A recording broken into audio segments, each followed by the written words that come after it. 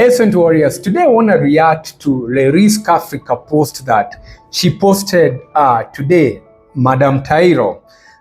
She posted about the true cost of critical illness in Kenya. And she posed this question: are families prepared for this? Look at these figures. Come along with me. Now, dialysis, or what we call kidney failure, the cost is 9,500 to 12,000 per session.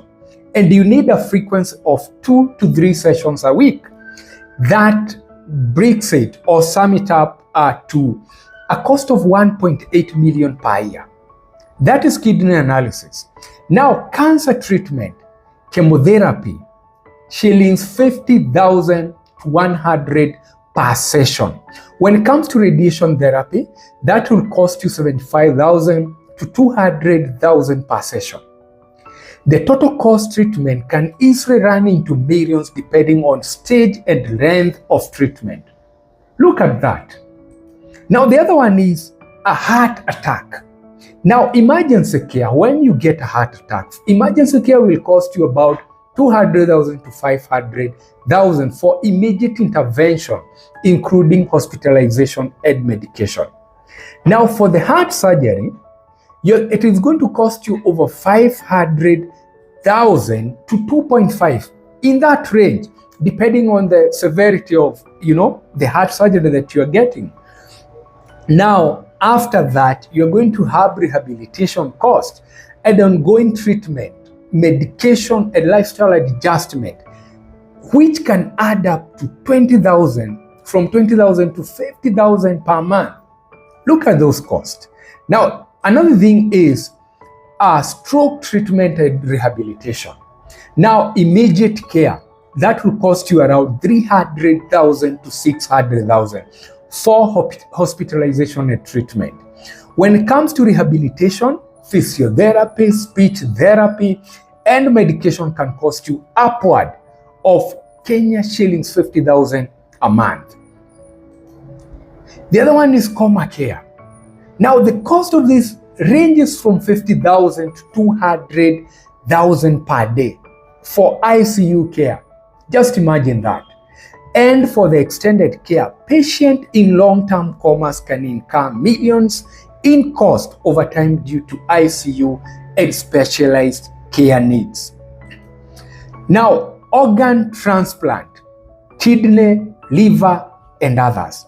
Now, a transplant could cost 2.5 to 3 million, excluding the cost of finding a donor, right?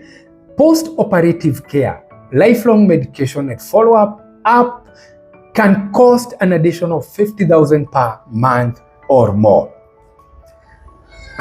Now, that is the state, right? If you get a critical illness, you can see the cost that it will incur you. This is what it does to families. Now, where can you raise such a cost in 2 weeks, in 1 month? This is what you're going to do. Either you're going to call a fundraising, or what we call harambe. 2, you're going to liquidate all your investment that you had. You're going to liquidate and sell off those treasury bills and bonds. You're going to exhaust your emergency fund.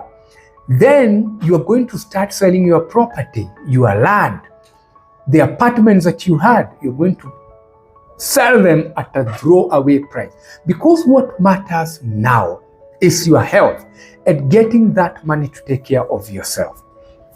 When you see such things, it can drive a family from 100 to 0 very fast, right? When they say that we are one emergency, health emergency away to slide into poverty, it's a sad reality that we all have to face. But you see, there is a solution to this. Imagine when you go to Java, when you go to a hotel during the weekend, you can easily spend over 5,000 shillings in 1 weekend. In a month, you can spend over 20,000 for entertainment and food. Do you know how much critical illness will cost you? Not that much. Even with less than 5,000, you can secure yourself and family. in case of a critical illness.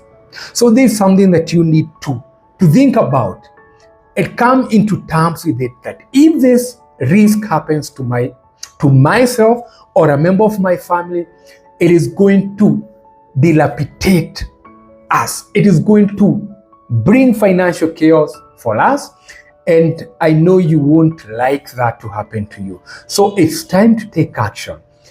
Talk to your financial advisor. Talk to that insurance agent. Let them give you a cover for critical illness and disability. And if you don't have any insurance agent, I'm willing to help you get such cover and get you covered to protect your wealth, to protect your family, and everything you have worked so hard for.